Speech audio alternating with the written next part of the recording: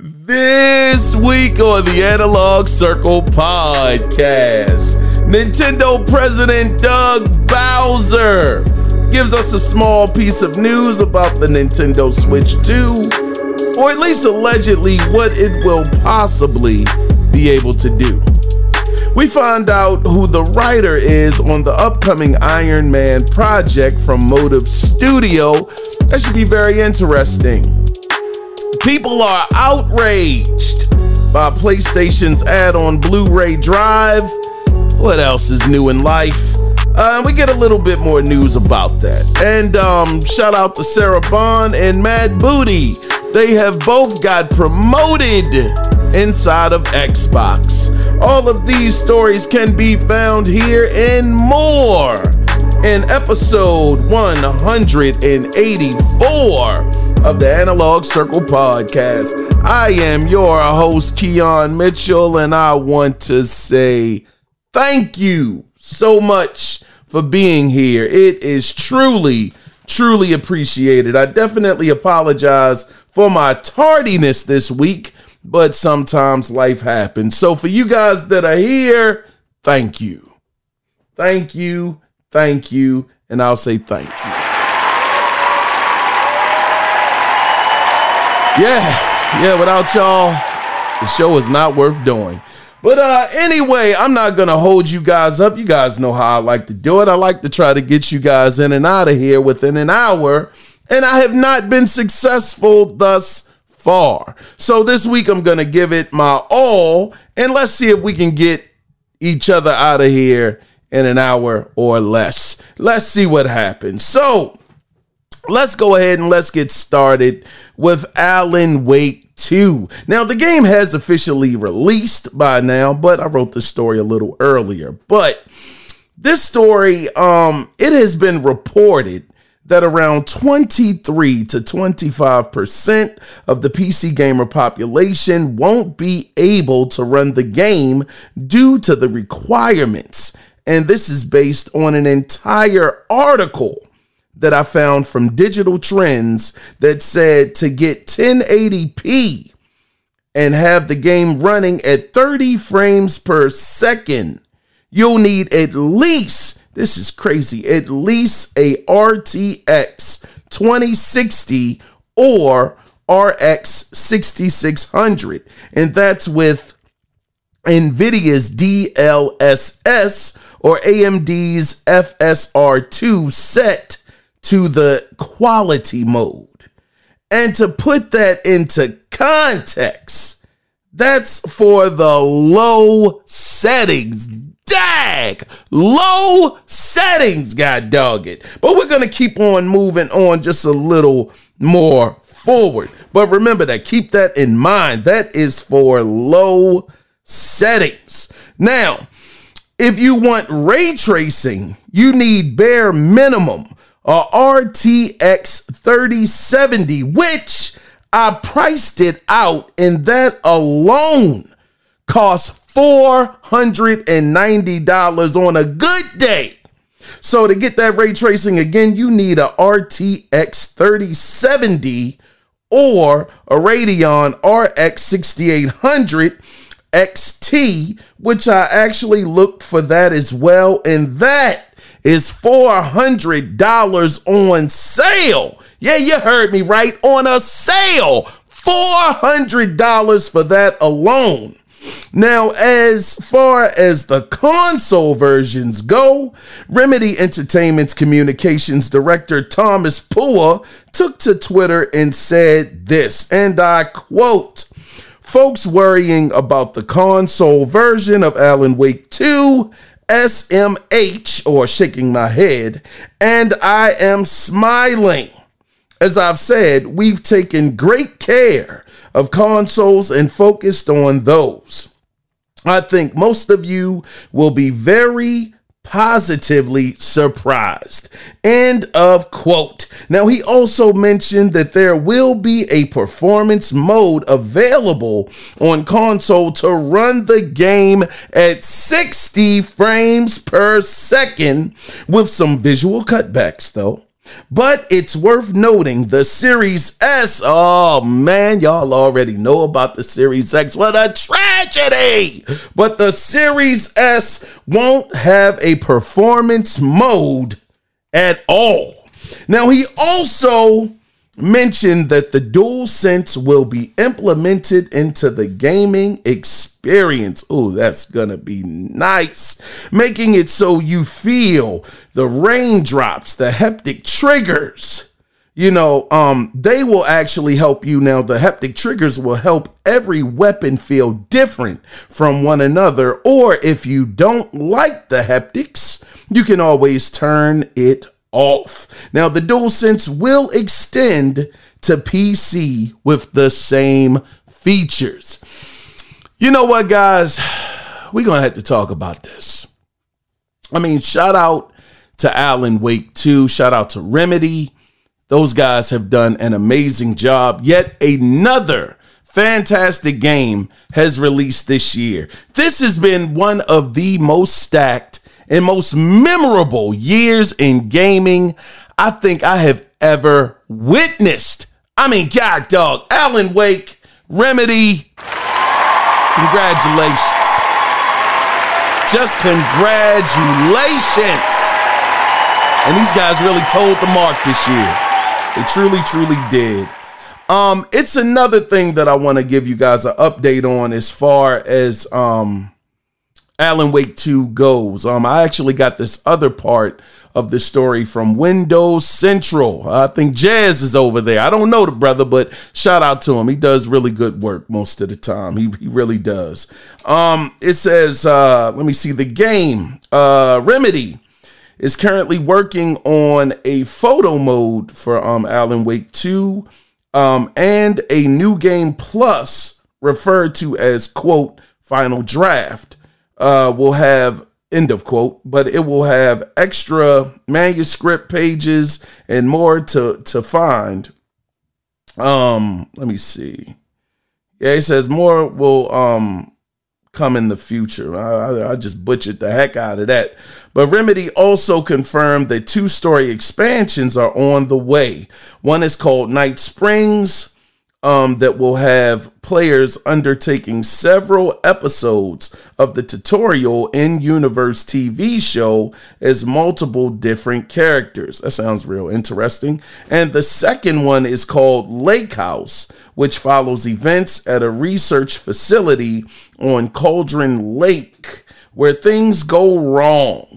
Night Springs is supposed to release in 2024, but Lake House does not have a release window. So for you guys that were looking for the new game plus, just hold on. They're going to be adding that. And for you guys that wanted some more DLC towards the game, that will be coming at bare minimum in 2024. 2 different expansions. That is fantastic.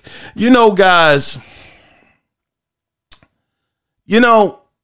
I got the question of the week already, and I'm going to tell you guys, it actually stems from this game, Alan Wake 2. So for you guys that are seeing the question for this week, this is where it stems from. But we're going to move on. We're going to move on to the next story. And this week, I'm going to let you guys know it will not be any video game theater because I'm going to try my best, my very, very best to get you guys out of here in less than an hour. So let's move on to the next story. Let's talk about PlayStation.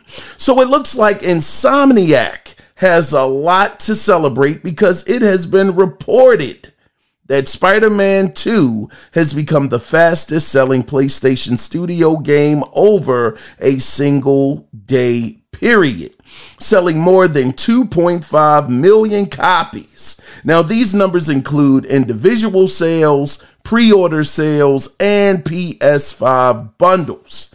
Now, with these sales numbers, Spider-Man 2 has overtaken God of War Ragnarok for the top spot for PlayStation Day 1 launch sales. Man, I still got to play that game.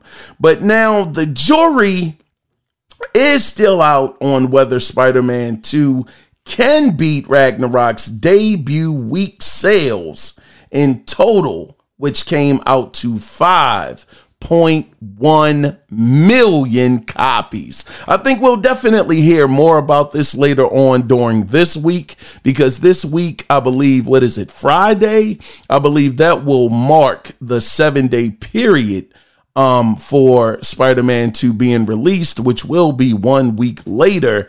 And I will be absolutely interested to see if they actually beat God of War Ragnarok's numbers, because one thing is for sure, there is no way anybody can use the PlayStation 5's install base as a bit of a kickstand or a bit of a excuse to say that's why they didn't hit the numbers. If I'm not mistaken, I think the PlayStation 5 is like almost at 40 million consoles sold, somewhere around there. My numbers might be a little off on there, so don't take that as a gospel. But I do know that the PlayStation 5 has been selling so well. Matter of fact, it's been selling so great, and I can't take credit for this. I was listening to Porter Rock the other day, Porter Rock 77.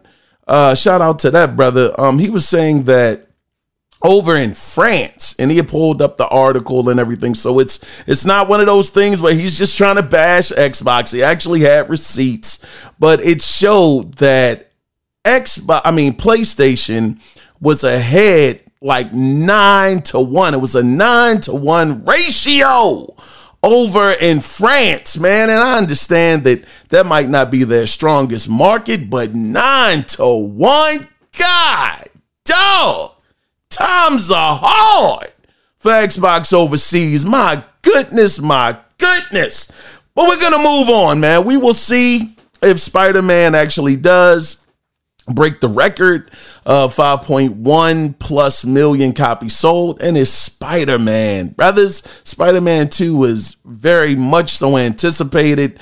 From what I've seen and heard, it is a phenomenal game, and Spider-Man is like one of the biggest superhero characters out there. So I would imagine that it could definitely do it. And I hope it does. I truly do. I'm a big fan of Insomniac, and I want to see those guys always succeed, because they really do put their all into their games. Not saying that other developers don't, but they make the kind of games that I truly enjoy. But let's move on into the next story. So let's shift.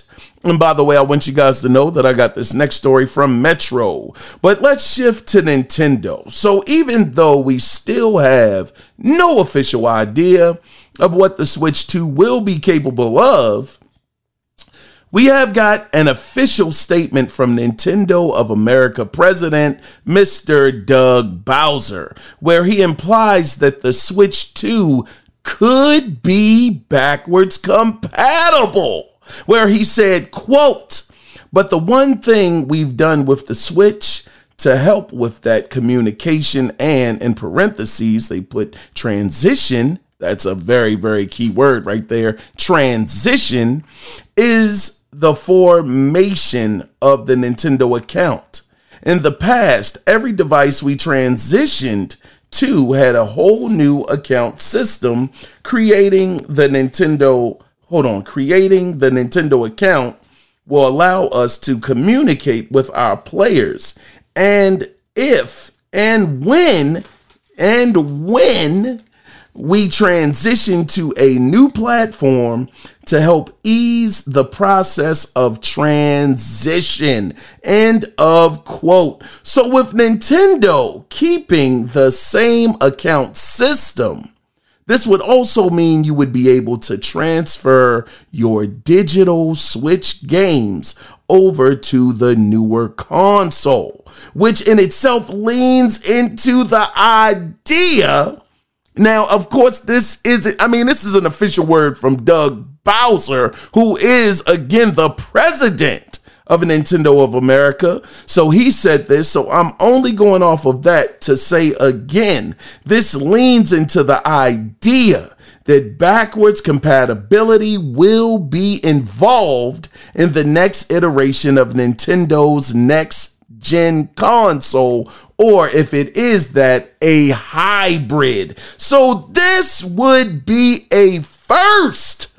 I mean, we know that Nintendo does not give a doggone about keeping up with what is popular or what is even normal in gaming. Nintendo will go off and they will do their own thing, which again is why I stand on what I said. Nintendo games should never be up for Game of the Year because, again, everybody says, and me included, that Nintendo goes off and does their own thing. So grade their games on a different level. I'm going to stick with that. But back to this situation at hand, with allegedly hearing about the Switch 2 being backwards compatible. That would be phenomenal because I have several Switch games upstairs that I have enjoyed. I mean, Link, I was never the biggest Zelda fan, but man, shout out to that brother. He wants to remain nameless, but he knows who he is. He bought that for me, and I'm going to tell you, man, I had a bit of a hard time getting into it, but I could see where it could be a really good game. I could, and I appreciate that brother for actually doing that for me, because if he hadn't, I'm going to be honest, I probably wouldn't have opened the Switch as soon as I did. But knowing that, okay, if I didn't finish the game on this console, that the next one I can bring over my digital library. And on top of that, I'm guessing, of course, we don't know for sure, but I'm guessing that if backwards compatibility is going to be a theme, and of course, again, Bowser, he hinted at this with this quote, I'm guessing that we'll be able to bring over our physical games as well. And that would be marvelous. But we will have to wait and see as we get closer and closer to getting more information on this Switch 2, or whatever Nintendo was going to call it. But let's move on into some Xbox news. So let's talk about some Xbox numbers. So CEO Satya Nadella had a goal to grow Xbox content and services revenue by 4.4% for the fiscal year, which ended June 30th, 2023. However, the target was not met and only grew by 0.7%. That just reminds me of the good brother Z over there at Broadband Bullies. What you got? 0! Oh, shucks. You had to listen to the show to get the reference. You need to check them out. But it says that they grew by 0.7%. And if you don't believe me, because I mean, some of you guys might just think that I like to hate on Xbox. That is not true. Xbox has not done anything for me personally to this point, but I don't hate on Xbox. I want them to do better. And I'm not one of these guys that's out here fake wanting them to do better. I have been on this train for quite some time, just like many other Xbox fans have been as well. But if you don't believe me, look the story up on gamesindustry.biz, just so you can get confirmation on this for yourself. Now, Microsoft also aimed for 73% growth in Game Pass. Oh, buddy, that is the vehicle right there, vroom, vroom, from Game Pass, but also fell short in that category, only growing the service. It only grew by 28%. That's a 40+% deficit of where they were hoping it was going to be. Oh my gosh. Now, the following lists Nadella total cash and stock compensation for the 12 months, which again ended on June 30th, 2023, came out to $48.5 million, which is good. But an outlet named Axios, is spelled Axios, so y'all can look them up. They noted this is down from $54.9 million in the previous year. So I just have to think that when Phil Spencer says that if they don't get it together by 2027, that Xbox could be closing down. Looking at these numbers, I kind of believe it. But I want to be fair because it was actually a bit of an update to this story. So Xbox hardware, and I didn't write down every single piece of information, but I just got to the gist of it. Xbox hardware actually declined by 7%, but Xbox content and services revenue rose by 13%, and overall gaming revenue is up by 9%. And overall, now this is just crazy ridiculous. Microsoft made $56.5 billion in revenue and 22.3 billion in net income during quarter one. God darn. They already have netted $22 billion back, and it's only quarter one. They're going to get that money back from ABK, and what, by the end of the year, they'll have that plus some more. It is just outrageous how much money Microsoft makes in such a short period of time. But I have to admit that if Xbox was under any other company, I don't think it would have made it this far. So with these kind of numbers, I mean, they have a gigantic safety net. They can continue to lose money, but it is going to come to a point where they're like, okay, this thing is just becoming extremely draining. We're not getting any benefits out of it. We got to cut it. Do I want that to happen? Absolutely not. I am a fan of Xbox, but I just cannot give them my money because they're not giving me exactly what I want, which is story-driven narrative games that are of AAA quality. Some of you guys can go out there and say that Starfield, that's AAA quality. I get you, brother. I hear you, sister. I hear what you're saying. But I am not into Bethesda games, not at all. When they got the pickup, I said, this is gigantic. This is huge. I was going crazy because I was just so excited that they were showing life. They were showing that they were in this console war to win. But if you ask me how much am I into their games, I've said this a million times. I'm really not. Outside of Wolfenstein, possibly Doom, maybe this Indiana Jones game, that joint might be lit. I might be there day one.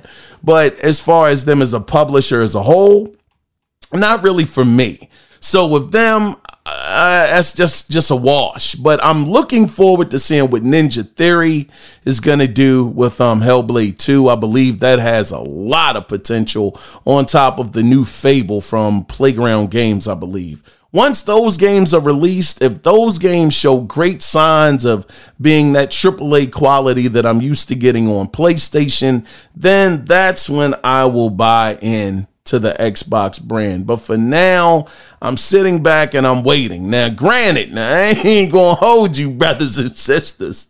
Y'all know I'm cheap.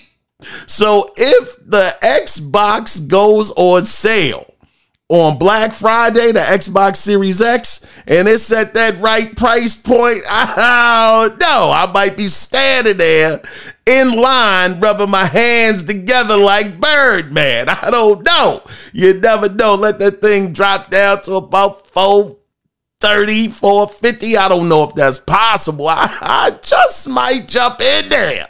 But we'll see though, man. But Xbox, they have made some very positive strides in a good direction, where their content and services revenue was up by 13%. And gaming as a whole was up by 9%. They are great numbers. That's positive. So I'm hoping that they continue to grow, hoping they get that momentum up under them. And I know that it was a report saying that Satya Nadella is saying that they're supposed to go up by 50% as far as like revenue due to Activision being over there. Well, not being over there, but being underneath Xbox. I don't think so. I don't think so. I mean, this brother Satya Nadella, he said he was trying to grow Game Pass by 73%, and he only got it to 28. 28. I mean, look, Call of Duty is gigantic, but is it that kind of a miracle worker when it comes to gaming? I don't know. I don't know if it's possible. That's why I don't think Activision is going to do anything much to change the tide. It's people out here that truly believe that now that Activision is underneath Xbox or Microsoft, that it's going to be a total 180 out here. Like, PlayStation is going to fall off so hard, so fast, and so bad that Xbox is going to be number one. You are delusional. Brothers, you are delusional. If you are a person that thinks that that is going to happen, it's not.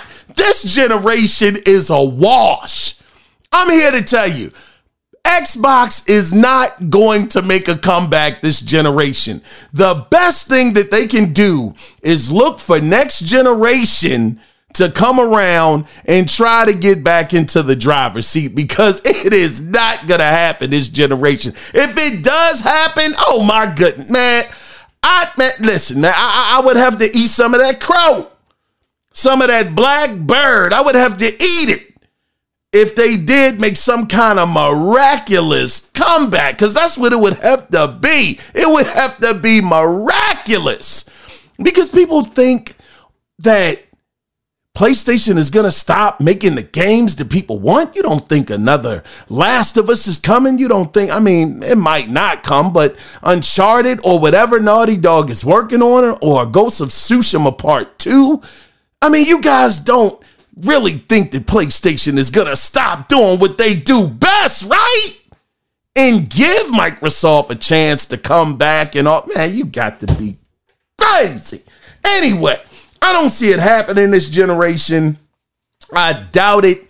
But we shall see. We shall see. I mean, look, man, at the end of the day, the best man, or I should say the best company, will win. And it makes me laugh and chuckle when I hear people talk about PlayStation killed Sega. What? PlayStation killed Sega? Man, let me tell you something, man. I was there. I was there when this whole situation with Sega was happening. Sega was out there selling all kinds of stuff. They would sell the Sega CD. Then they would sell the 32X. Before that, they had the Sega Genesis out there. These jokers was selling too many peripherals. And when they finally got it together with the Dreamcast, which is one of the greatest consoles ever created, they had already shot themselves in the foot time and time and time again. They couldn't get out of the hole. So PlayStation just did what they do. They had great games. The PlayStation 2 was an absolute monster with that DVD player, and they got stomped out. Wasn't PlayStation's fault. PlayStation was just doing what they did. Matter of fact, even if it was PlayStation's fault, they did their job. They did what they were supposed to do. Nintendo got low, started hiding and getting scared, hiding around corners, not trying to compete with the GameCube. Jokers say, man, we got to get up out of here. Our life is on the line out here. Sony got all kind of weapons on us right now. We can't compete. Those jokers had to run back to the lab and retreat. And Sega, unfortunately, they just didn't get a chance to run back to the lab and try to reorganize. Nah, they got knocked off, in the console war, but it was their own fault. Wasn't Sony's fault. Wasn't Nintendo's fault. Nintendo was probably close to being in the same boat as Sega. Maybe not as much, but trust me, Sony was giving both of them all kinds of work. And Nintendo figured out a way to survive. Unfortunately, Sega, as far as consoles go, they were not. But I just get tired of hearing this narrative that Sony killed Sega for some kind of reason to try to make Sony look like the bad guy. I mean, am I supposed to all of a sudden be mad at Sony for taking Sega up out of here because they did their job and Sega didn't? No, not at all. Not at all. I don't know, man. What the heck am I talking about? I went on a 20-minute rant there. Let's move on. I don't think I'm getting y'all out of here in an hour. I do apologize for that. But let's move on. This next story, I got this from Gaming Bible once again. Now I'm a little late on this next story, but it looks like due to a LinkedIn job posting, Mafia 4, y'all know I'm looking forward to that joint, but Mafia 4 is in full production and Hangar 13 will be using, this is the key word right here, Unreal Engine 5. Now, some of the more intricate details about the game have stated, again, due to a job listing for a senior 3D environment artist, that the game will take place outside of America and will be set in Sicily and show the rise of the mafia. So with this setting, I'm guessing that this may be a bit of a prequel. Oh man, I guess via kind of like Red Dead Redemption 2. I got to tell you, man, listen, hearing about this setting, and of course, this is not 100% confirmed. This is just from a LinkedIn job listing. But if this is true, if it takes place back in Sicily, right at the beginning, as the mob is actually the mafia is actually coming together, oh my goodness, man, I just can't imagine. I can't imagine how dope that could be. Because again, Hangar 13, they tell some amazing stories. So I'm not even worried about the story. I know the story is going to be on point. I have no doubt about that. And just the setting, and they were also talking about, now this was one thing that it was suggested, at least from the image that I saw, where it had like this mob boss. He was like over top of the city, like he actually owned like different parts of the city. So could that mean that it'll be certain territories that you'll own, or certain buildings that you'll be able to get as you're going through the rise, in the ranks inside of the mafia? Will there be certain missions where you got to take over certain businesses to keep that revenue flow? I mean, man, it could be all kind of things that could be happening. This is Prohibition era. I'm sure if this is a prequel, I mean, you're going to be running moonshine. Man, come on, man. I think this game is going to be amazing. And I know they didn't get it done. I'm all tongue-tied right now. I'm all excited. I know that Hangar 13 didn't get it done in Mafia 3, but Mafia 4, I think they might get it together for this one. I'm really, really excited about this. Really excited about the premise. Excited about what you'll be able to do. And more importantly, I'm going to tell you yet again, I am very, very excited to see what these guys are able to do inside of Unreal Engine 5. Let's move on into the next story. Now, this is in quick news. Looks like Star Wars Dark Forces Remaster will launch on February 28th, 2024. It will release on all consoles and PC via Steam. Now, this was a first-person shooter. Hold on. This was a first-person shooter. I believe it was released on PC, I think like back in 95. Matter of fact, I do remember this game. That was during my PC gaming days back then.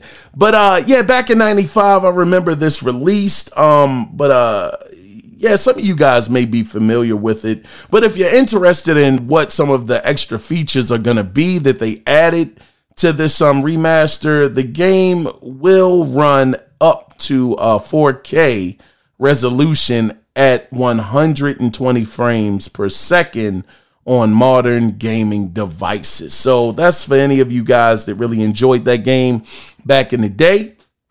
Again, it's called Star Wars Dark Forces, first-person shooter. If you are interested, February 28th, 2024, the game will be released. And unfortunately, at the time of writing or the time I saw this story, there was no price point. So I don't know if this is going to be a $30 game, $40 game, or even a full-fledged $70 game. I don't think they can get away with $70, but maybe between 30 and 40, I think that would probably be the sweet spot, more so closer to 30. I mean, the game has had some graphical upgrades, but nothing that's like Resident Evil 4 remake levels, not even remotely close. But we'll see what happens with this. Let's move on into the next story. Now, this next story, I got this from Games Radar. So this is more quick news and just a bit of an update. Current Fantastic Four comic book writer Ryan North is working on Motive Studios on the upcoming Iron Man video game. Now, he said via social media, quote, "It's no secret that I love Iron Man and have written my heart out for Tony Stark every chance I've had. So I'm pretty stoked to say I'm part of the writing team on the upcoming Iron Man game from Motive Studios." End of quote. Now, the Games Radar article pointed out that Ryan has written in Iron Man comics a few times. They actually listed a couple of comic books that he wrote in, like the numbers and what the stories had to deal with. I didn't, unfortunately, write that down. But just the fact that this goes on into the thing that I was talking about last week, I believe it was, where Motive Studios, they are really trying to stick with the script. I mean, them getting people on the team that are into Iron Man, and not just Iron Man, but the Marvel universe as a whole, having those guys being able to have input, and now getting Ryan North, who has worked on Iron Man, who has written Iron Man comic books several different times, to have him actually part of the writing team as well. That just proves that these guys are trying to use the source material to its furthest extent, and that hopefully they will stick to the lore of Iron Man, and maybe even have some stories that a casual like myself of the Iron Man character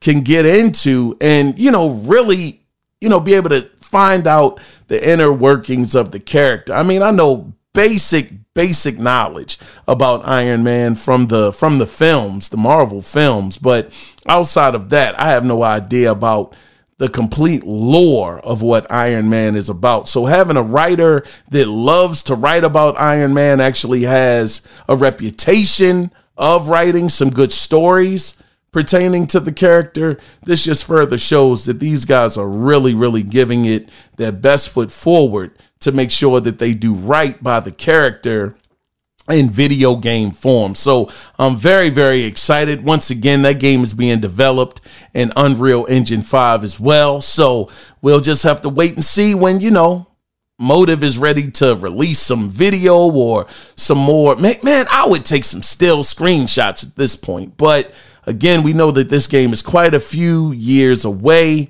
but it is good to hear that these guys are setting themselves up for the best possible success that they can have by putting certain people in place to make sure that they're able to go with the source material the way that it should be done. Let's move on, though, into the next story, because I have no idea where we are on time right now, but we'll see. So I got this next story from Digital Trends. So in PlayStation news, it seems, man, yeah.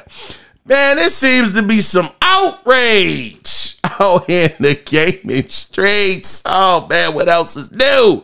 Concerning PlayStation 5's digital add-on Ultra HD Blu Ray disc drive. Now, this stems from people reading the fine print on the back of the PlayStation 5 Digital Edition box for the Call of Duty Modern Warfare 3 bundle, which says, quote, internet connection required to pair disk drive and PS5 console upon setup. End of quote.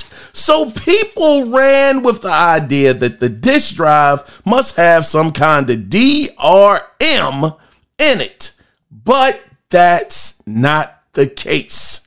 It requires the internet connection a whopping total amount of one time. One time, man.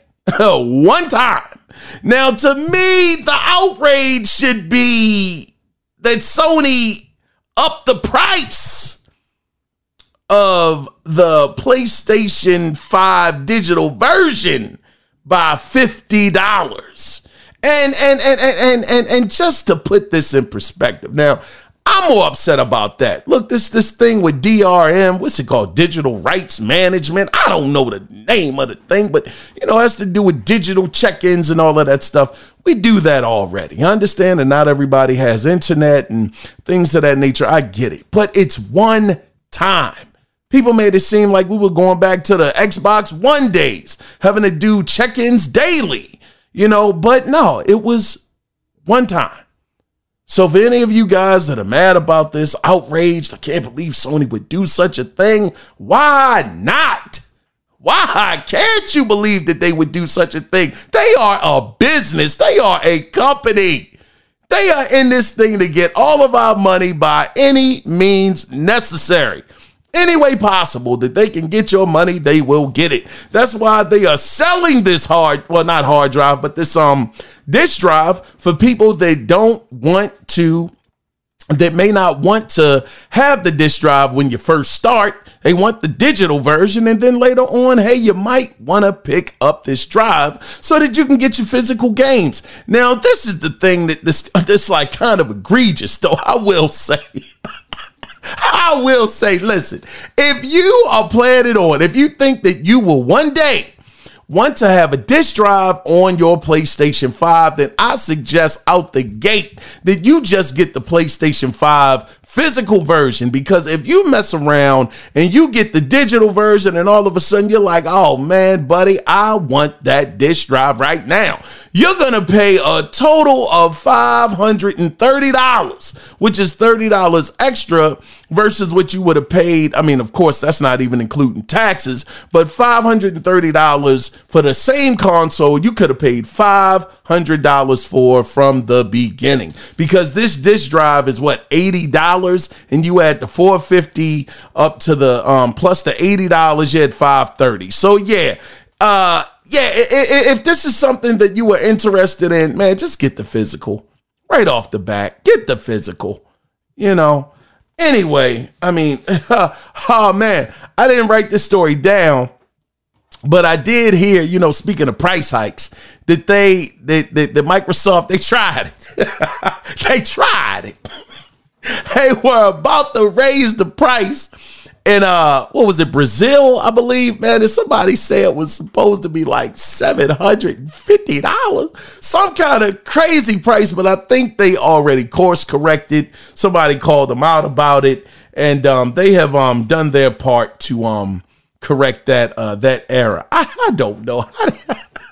How do you, Microsoft, how do you sell a console? And I believe that was that the series? I don't know which version it was. Like I said, I was just reading and I saw something on social media about it. So I'm not sure exactly which version it was, but I just don't know how you go out there and you ask people to spend this kind of money on a console that is losing.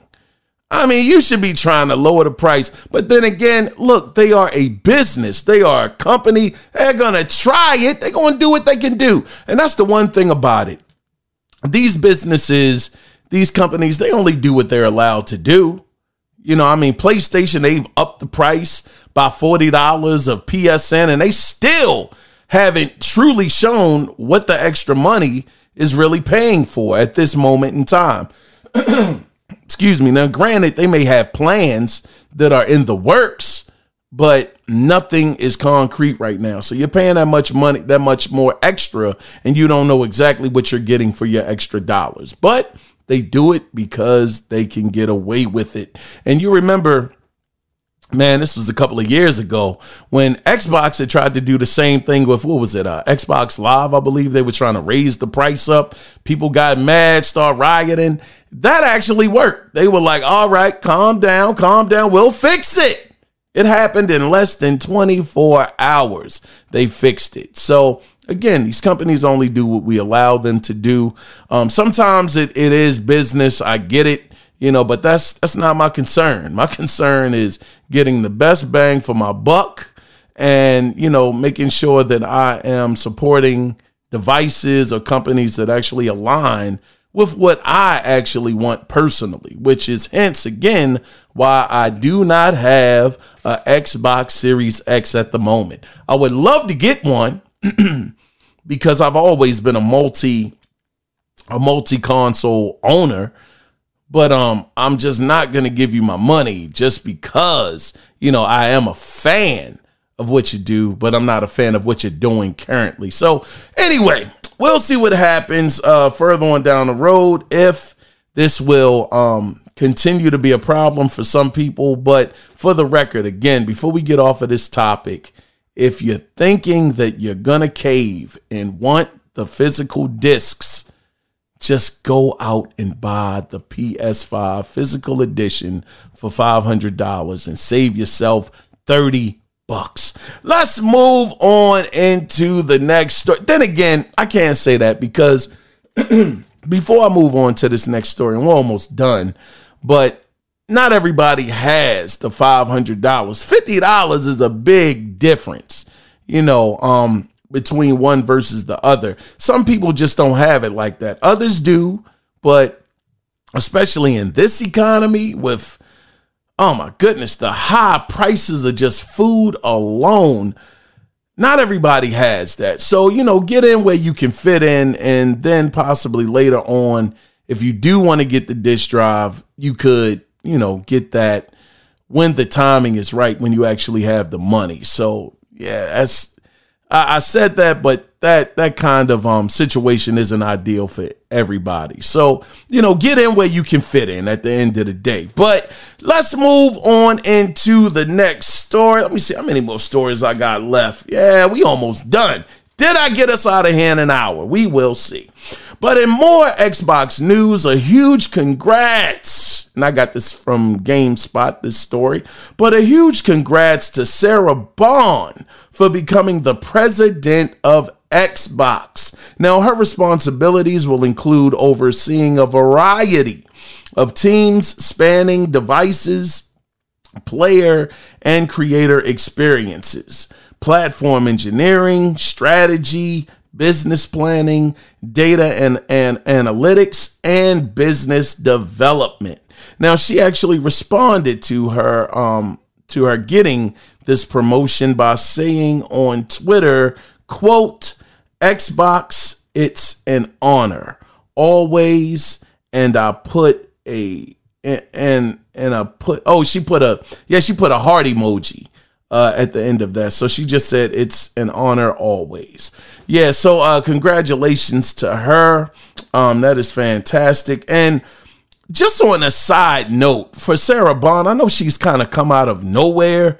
You know, I don't know how long she's been with Microsoft. I think maybe 5 or 7 years, somewhere around there. But I have to say, This woman is highly intelligent.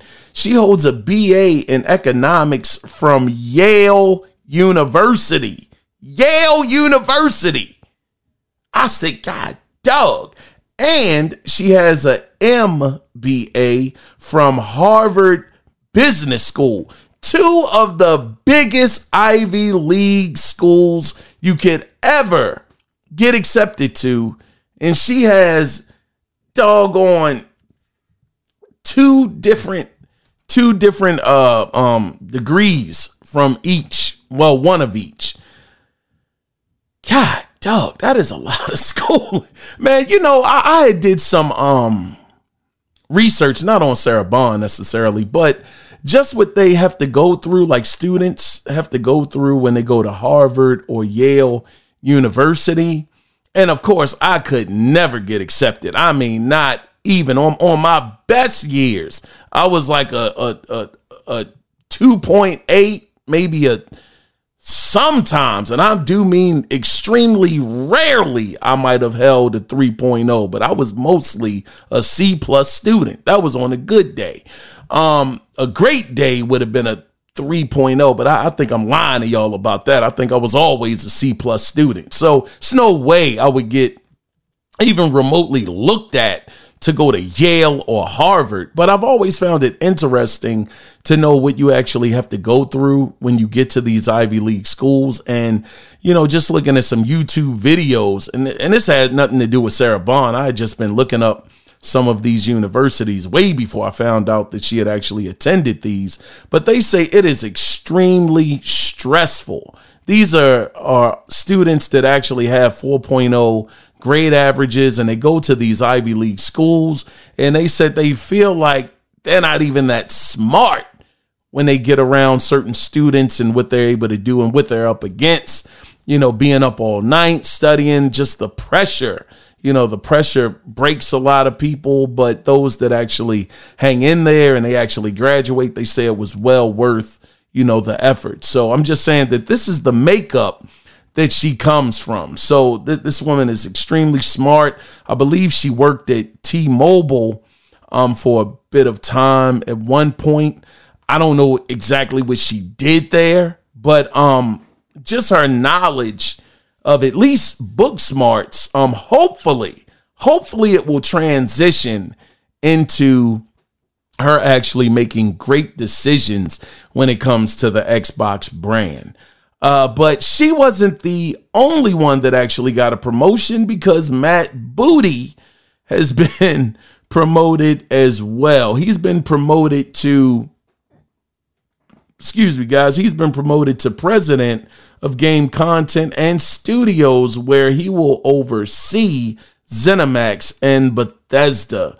And if you were wondering, he graduated from Purdue University, where he holds a Bachelor of Science degree in computer and electrical engineering and a Master of Fine Arts degree. Now, just to put it in context, Purdue was ranked 43rd out of 435 universities in the USA. So that is extremely high up on the totem pole. So once again, a guy with a lot of knowledge, at least a lot of book smarts, very intellectual when it comes to the books, and, you know, the thing that he majored in, being accepted to Purdue.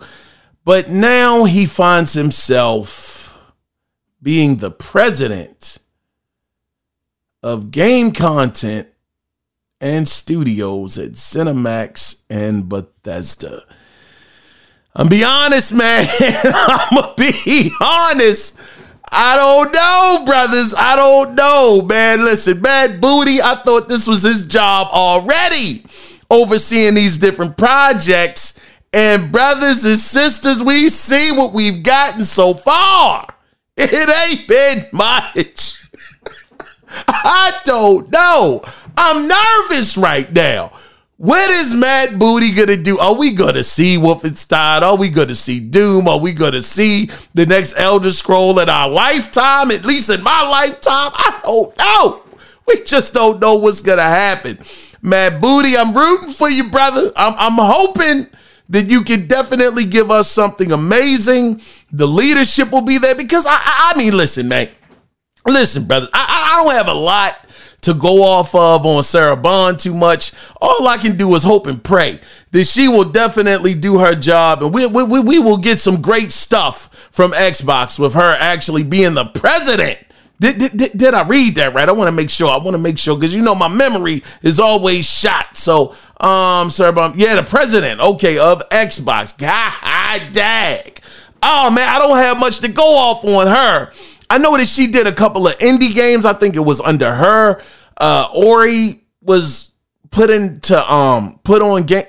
Xbox, as well as Cuphead. I think those two games might have fell under her leadership in that role. I don't even know if she was there for that. As far as like getting the deal done. Man, let me calm down, man. God dog, I'm all over the place. Look, listen. Bottom line, Matt Booty. This brother said in an interview, and I'm not going to quote him verbatim, but he said that he just pretty much lets the teams do what they want to do. They kind of pretty much run themselves. And we have seen what that has gotten Xbox thus far. Not too much Redfall, god dog it. Redfall. That's what running the studios on your own got you. Halo Infinite is what running the studios on your own got you. You got to be crazy. I don't know. Listen, Mad Booty. Man, listen, brother. I'm really hoping that you can toe the mark over there at ZeniMax. I mean, that is a huge studio, but that's the ZeniMax, but that is a gigantic studio, brother. I'm just hoping that he can manage all of that talent over there. I mean, that is where doggone, what's his name, man? Todd Howard, the godfather of doggone Starfield and Elder Scroll. God darn. I mean, we already see what happened to Pete Hines, doggone Fredo up out of there. They got Fredo up out of there. So he ain't even there no more, man. Hey, listen, Pete Hines, I'm rooting for you, brother. I hope you do a great job. I hope that this means that Xbox is going to turn around and games are going to be coming out at a high quality, at a great pace, because Xbox has the worst problem with pace. Their pacing is always off. They will give you a great game, and then they'll give you a horrible game. They'll give you a good game, and then it'll be a bad game and a bad game. It's like y'all just got to get the cadence together. So hopefully, with those two individuals getting promotions into these new positions that they are in, hopefully they will have a major impact on what Xbox is able to do moving forward. But we shall see. Is this the last story of the week? Is this the last one? It sure is. So let's get into the last story. In more PlayStation news, Vice President of Product Development Connie Booth was fired. Dag. Now, this is a person that has been inducted into the Academy of Interactive Arts and Sciences Hall of Fame and was an advocate of many of SIE's first-party franchises, including Crash Bandicoot. God dog, that's on Xbox now. Darn how the tables have turned. But Crash Bandicoot being the first. Now, she, let me see, what else did I write down here? She was with the company for over 30 plus years. Now, it's being said that she possibly got fired, and this is interesting, very interesting, but it's being said that she possibly got fired after PlayStation began work on more live service games. Dang, man, this is a rough time. It's a rough time. And I believe I got to give him his credit. Man, who was the original God of War creator? David Jaffe. I believe David Jaffe actually broke this story. At first, it was being said that she was retiring, similar to what's his name? Jim Ryan. And just like the guy was just talking about, where they got him up out of there from Bethesda. It was being said that she was retiring just like those other two individuals. Pete Hines, that's him. And actually it comes out that she actually got fired. So it's a lot of things going on at PlayStation. I will say, some people say that PlayStation is on fire, that it's burning down to the ground. They'll never be the same. Hey, listen, man, I'm going to tell you this. The optics, the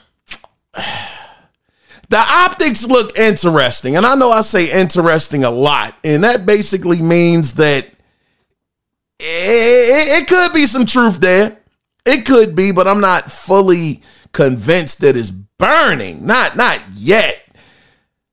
I mean, that roadmap is real. That thing is real shaky. I don't know what's going on after Final Fantasy VII remake, rebirth. I mean, and that the Helldivers game. I don't know too much of what's going on.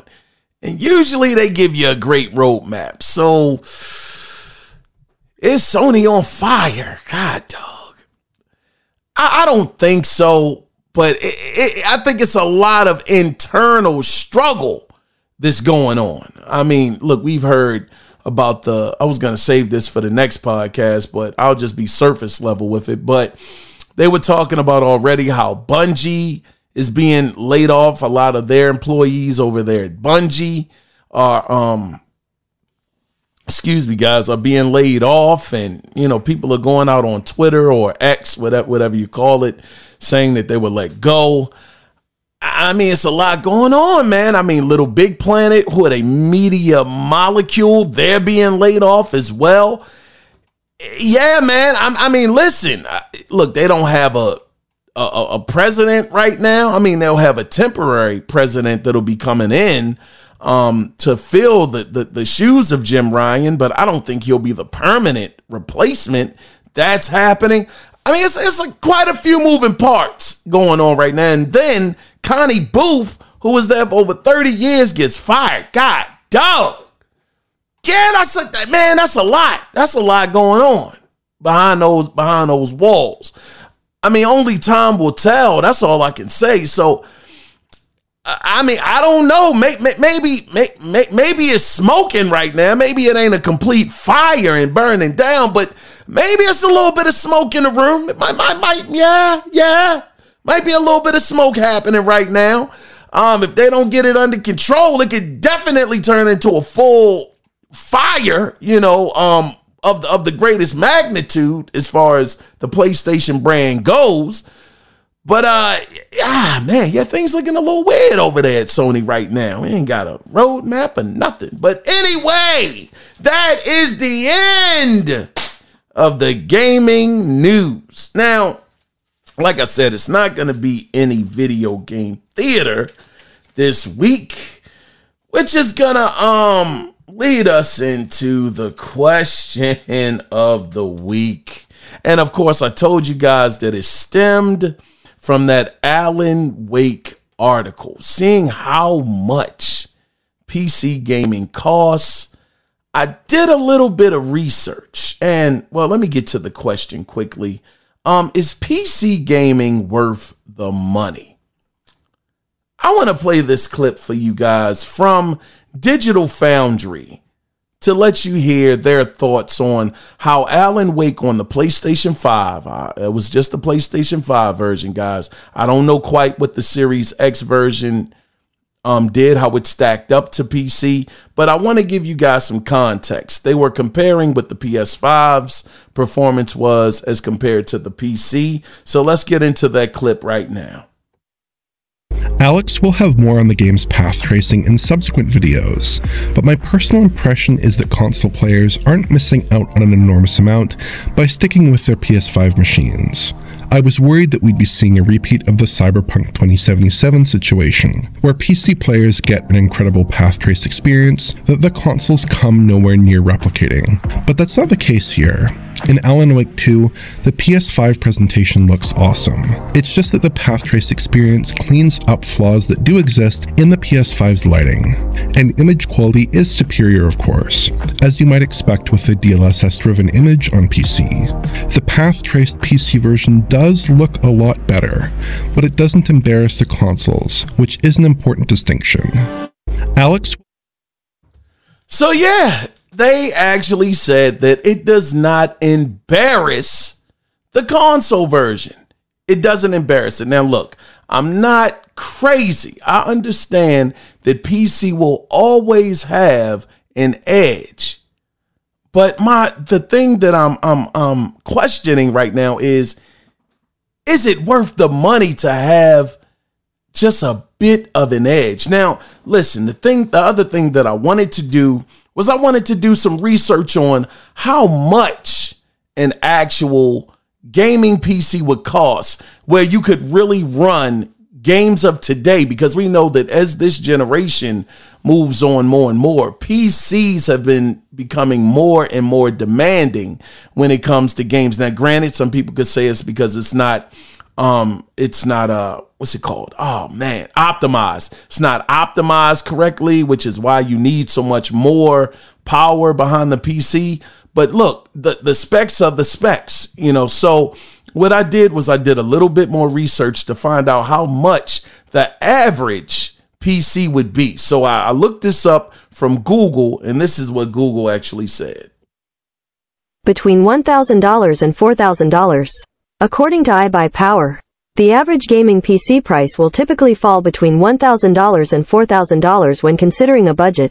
However, a reasonable budget for a gaming PC can range between $1,000 and $2,500. Although getting a PC below $1,000 and even $500 is possible. Whew! $1,000! $1,000 to $1,500 or $2,000. Now you might have heard Google, she said you could get one for $500, right?